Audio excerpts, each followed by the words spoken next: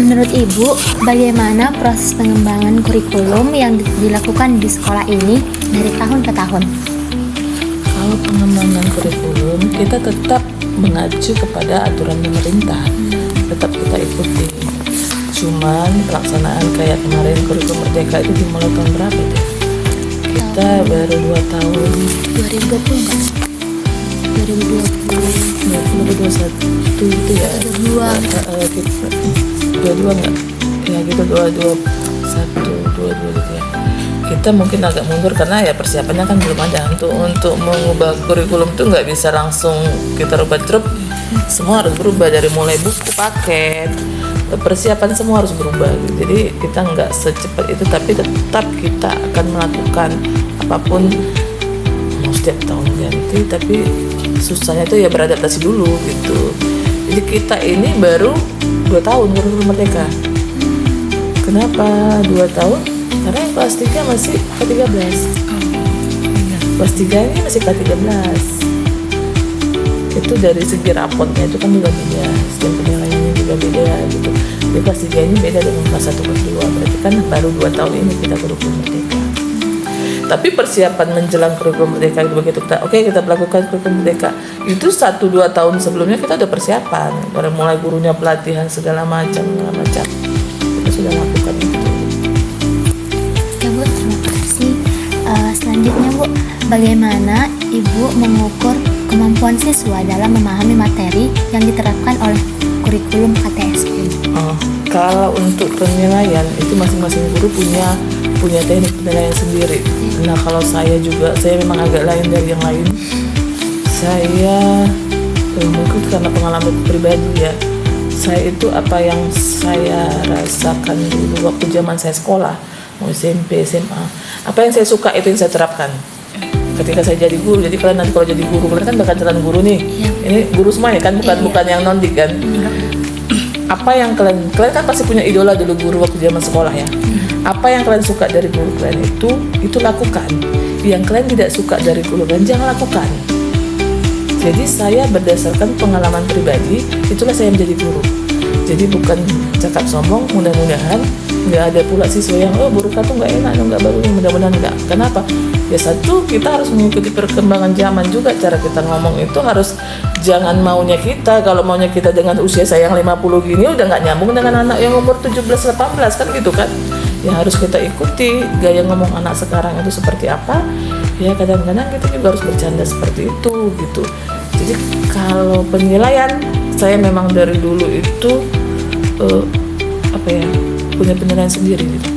Walaupun dibilang ini ya saya ikuti format, tapi pelaksanaannya di lapangan di kelas saya mau sistem saya. Kenapa? Saya lebih percaya dengan penilaian langsung. Penilaian langsung itu seperti apa? Saya prosesnya. Saya nggak percaya dengan nilai kertas ini. Boleh tanya sama anak-anak, saya nggak pernah buat ulangan. Kenapa saya nggak percaya nilai kertas? Saya mau maju ke depan, kerjakan soal. Dari dia maju ke depan, dari pertama gaya dia maju, saya udah tahu ini bisa apa enggak. Jadi penilaian langsung kan. Maju, kalau dia ya Bu, bantu ya Bu, iya. Udah tahu, berarti ini ketika dia bilang bantu, dia mulai ada percaya dirinya walaupun dia merasa kurang. Di situ ini berarti udah di atas 5 ini. Artinya udah separuh, 50% sudah oke. Kalau yang nggak mau tuh bisa Bu, atau dia bawa buku, atau dia tanya dulu. Nggak saya larang juga dia nanya ke kawannya. Misalnya diajarin gitu, nggak apa-apa, saya bilang nggak apa-apa. Tapi nanti pas begitu saya tanyain dari mana. Kalau dia nggak bisa baru, berarti kalau sama sekali dia nggak bisa, berarti nilainya rendah. Tapi begitupun, nah seperti ini saya tidak pernah punya nilai nominal 80, 85 gitu enggak. Saya cuma checklist doang. Kayak saya kan nggak ada. Terus saya bilang saya bukan. Jadi kalau ada ini udah nilai yang saya kasih total. Ini nilai saya checklist. Kalau di buku itu saya parap-parap doang. Ya, tapi dari awal kita udah sepakati dong. Saya nggak ada nilai ini ya. Kenapa? Karena nanti kalau nilai soalnya 4 saya kasih PR atau kerjakan cuma 2, ternyata yang pertama cuma 1, nilainya berapa? 25 ya kan? Atau terbuka pula, saya bilang terbuka pula nanti nampak cowokmu yang tadinya mau mau naksir kau gara-gara nilai matematika 25 nggak jadi, saya berdosa. Kenapa berdosa? Gara-gara saya pula nggak jadi pacaran. Nah gitu-gitu saya bilang kasih kesepakatan dulu. Jadi ya udahlah ibu parap aja, mau benar salah saya parap. Terus bu sama aja dong saya dengan yang sama yang nggak bisa, kata yang pintar pasti keberatan kan? Ya pasti enggak gitu. Pasti percayalah nanti seiring pasti nggak sama kan. Jadi channel saya ini transparan, jadi saya anak-anak nggak bisa menghujat saya beli kasih. Kenapa? Karena yang nggak mampu pasti memang nilainya rendah, nggak ada yang nggak mampu saya tinggikan nilainya, nggak ada. Jadi kalau dia ngerjakan tugas atau PR terus saya paraf.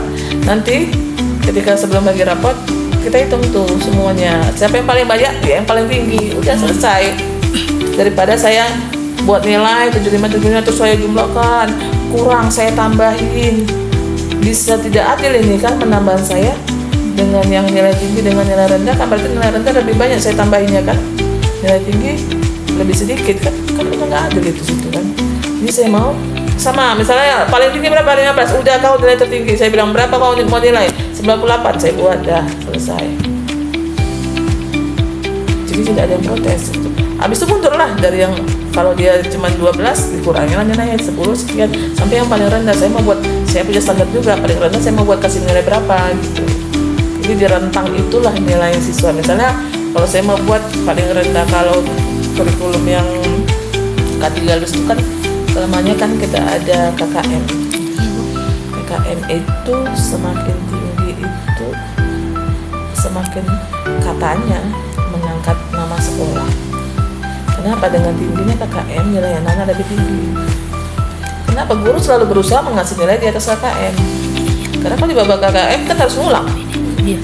Gak ada tuh ya sehingga makanya kenapa nilai kita tinggi-tinggi? Ya karena KKM itu. KKM kita harus minimal 75. Kalau KKM kita rendah, kita akan kalah dengan daerah. Jadi kenapa orang daerah lebih banyak masuk USU atau masuk kampus-kampus? Karena nilai daerah lebih tinggi-tinggi. Daerah nggak gampang aja bikin KKM 80, sementara di Medan kita mau realistis nih, nggak bisa, anak-anak nggak bisa kayak 75 ya ada payah. Di Medan lebih gurunya lebih seperti itu sih, maksudnya ngasih 75 itu udah berat. Sementara dari daerah bisa 97, 99. Makanya ketika Bapak ini naik kan cuma tinggi nilai, kenapa lebih banyak anak daerah yang masuk kampus-kampus ternama, anak kota malah sedikit gitu. Karena kita di KKM tadi itu gitu. Akhirnya KKM kita 75 kemarin di sini. Jadi kita masih punya nilai paling rendah 75 kan. Sementara kalau sekolah yang tinggi dengan KKM-nya 80, apakah anak paling bodoh itu dia yang 80? Enggak juga. Jadi kelemahan yang K13 kemarin itu di KKM itu kita terpatok dengan KKM sehingga mengasih nilai siswa itu tidak bebas.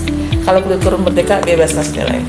Jadi si bapak ini pun kepala sekolah kita silakan mau ngasih 60, 50 silakan, cuman kan namanya guru gak akan ada guru yang sampai hati ngasih siswa kecuali memang akhlaknya yang kurang wajar udah terlalu ya. Kalau hanya masih nggak bisa belajar, kita kan nggak bisa juga mengharapkan semua siswa pintar-pintar belajar, karena itu kan memang udah bakatnya gitu.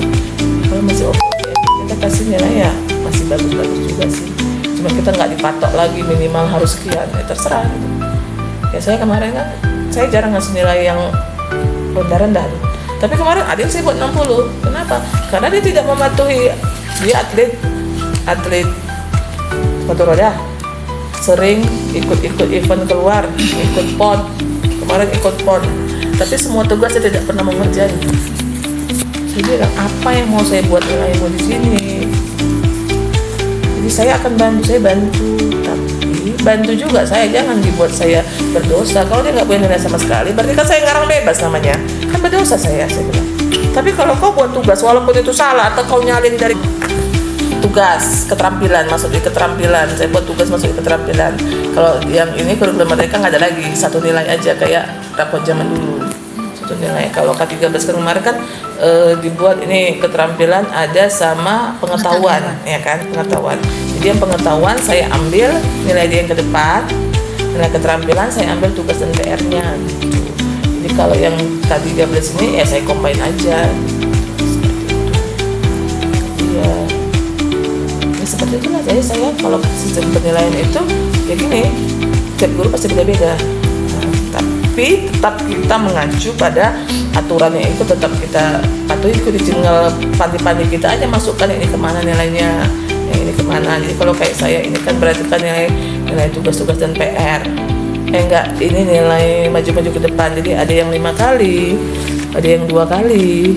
Saya checklist aja nih. Jadi nanti Nana juga udah tahu. Saya kan paling banyak dia dan tinggi ya. Dia udah nggak usah dipungkirin. Ini kepala sekolah kita ini minta ini diperiksa. Kalau enggak ini saya nggak periksa ini. Ngapain orang saya punya nilai lebih akurat lagi nilai saya pada ini? Ini kan nyontek ini semua, ya kan?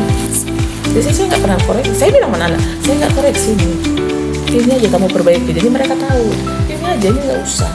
Tapi sekarang harus pula diminta. Kenapa kepala sekolah ini mau kalau rendah nilai rendah, buat aja rendah. Tunjukkan sama orang tua yang ini harus anakin dulu. Gitu. Jadi ya ada gunanya juga ini kita koreksi. Ketika kemarin saya buat nilai 0, orang tuanya komplain semua. Datang saya kasih ini nilai ibu. Kenapa saya kalau bantu. Tapi betul penilaian masing-masing. Tapi tetap mengacu kepada aturan yang dibuat per kurikulum ya, per ini ya. Kalau K13 begini, kalau kurikulum merdeka penilaian seperti ini. Mana kurikulum merdeka ini lebih gampang, sangat gampang untuk penilaian. Tidak banyak cengkunek. Kalau kemarin kan belum lagi ini harus tercapai begini yang kan 13 tuh ribet sistem penilaiannya. Udah dipisahkan pengetahuan sama keterampilan. Terus ada lagi yang dinilai ini harus mencapai KKM, ini tidak sesuai. Banyak kali itunya apa namanya itu yang kata-kata itu apa namanya itu? Apa sih? Klan apa namanya itu? Deskripsinya, pas saya harus dideskripsikan. Nilai 78 dengan 85 itu deskripsinya kan nggak sama, kita harus mengarang deskripsinya. Kalau kurikulum merdeka nggak ada. Nilai tunggal aja udah itu aja. Lebih praktis sistem penilaian di kurikulum merdeka. Ya, ada lagi? Satu aja Bu, bagaimana proses evaluasi kurikulum yang berbeda-beda yang dilakukan di sekolah ini? Evaluasinya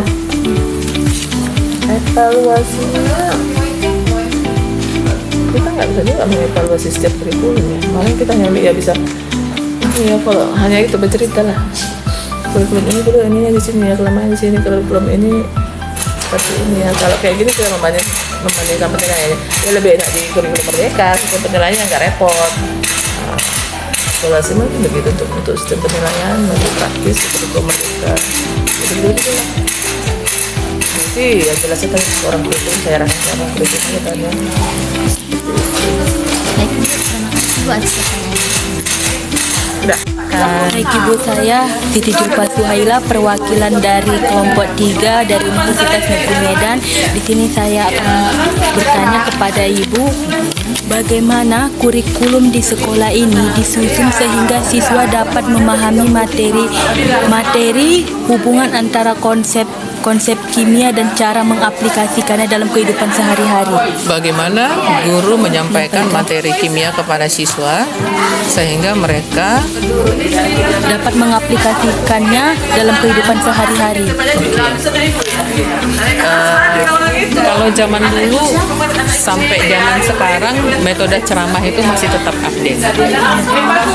Bukan dia ketinggalan zaman, tapi bukan juga menjadi dosa besar kalau kita masih menggunakan ceramah. Tapi ketika kita modifikasi dengan metode yang lain, itu akan lebih hasilnya akan lebih bagus. Ya, jadi bagaimana dengan supaya anak-anak memahami konsep-konsep itu dengan baik, ya tentu harus ada dimodifikasi dengan cara-cara yang lain. Jadi tidak hanya dengan ceramah, mungkin kita juga bisa membuat dengan metode bercerita atau bisa membuat dengan simbolik seperti itu. Ya, jadi mana yang menarik sekarang sama anak-anak ini? Jadi ada beberapa kelompok anak-anak itu yang berbeda. Ada yang hanya melihat gambar-gambar, dia bisa paham konsep itu. Kalau kita buat dengan gambar-gambar, dia paham. Ada yang hanya kita dengan storytelling aja, dia paham, ya kan? Tapi ada yang harus sampai gabungan kedua-duanya, kombinasinya itu dia baru paham. Nah, disitulah kita mengenali karakter si siswa, kemampuan si siswa itu mana yang harus. Kadang-kadang dengan kita sudah buat metode yang pertama tadi itu hanya dengan storytelling dia nggak mampu, berarti harus lanjut dengan gambar-gambar. Nggak juga berarti kombinasi dari ketiga-tiganya. Jadi kalau ditanya mana yang supaya konsepnya lebih paham, tergantung kepada kemampuan di kelas ya. Bagi Bu, pertanyaannya satu lagi ya Bu, bagaimana sekolah ini mempersiapkan siswa untuk menghadapi tantangan mengenai kimia dalam kehidupan sehari-hari maupun dalam dunia kerja? Oke, kalau dibilang bagaimana sekolah menghadapi tantangan ya, jadi berarti dia lebih khusus ya. Iya. Tidak semua juga siswa yang suka dengan pelajaran kimia, itu udah pasti ya. Nah, bagi yang dia punya minat untuk itu, kita buat ada kelompok belajarnya. Jadi kalau kebetulan kalau saya yang megang Olimpiade kimia, berarti dia lebih khusus ya. Kita ada buat tambahan Senin sama Rabu. Nah, jadi siapapun yang belajar datang boleh gratis. Nah, seperti itu cara kita mempersiapkannya. Jadi mau dia ada waktunya Senin, mau dia dan bisa nyari Rabu bisa. Atau sebenarnya dengan bebas mereka bertanya dengan guru juga di luar jam belajar pun kita tetap membuka kesempatan untuk itu. Sekian dari pertanyaan dari kelompok kami Bu, terima kasih. Dua saja.